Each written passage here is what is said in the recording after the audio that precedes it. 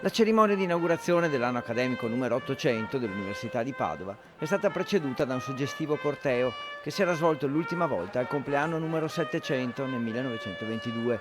Le note dell'inno degli studenti goliardi, la scalinata del Palazzo della Ragione, edificio praticamente coetaneo dell'università, e il corteo fino all'ingresso del cortile antico del Bo. Protagonisti 80 professori dell'Ateneo Padovano e 50 rettori ospiti provenienti da università italiane e straniere, dall'Austria, dalla Gran Bretagna, dalla Germania e così via. Siamo qui per il Presidente della Repubblica.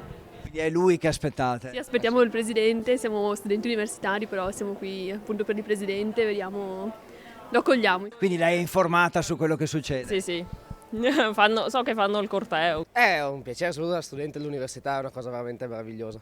È veramente bello che lo Stato e le istituzioni vengano a riconoscere la storia dell'università.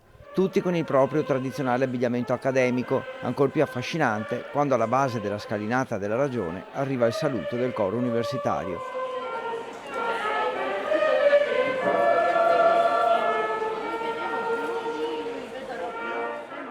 Cantiamo l'inno tradizionale appunto degli studenti, quindi Gaudeamus, che ormai fa parte della storia dell'Università di Padova.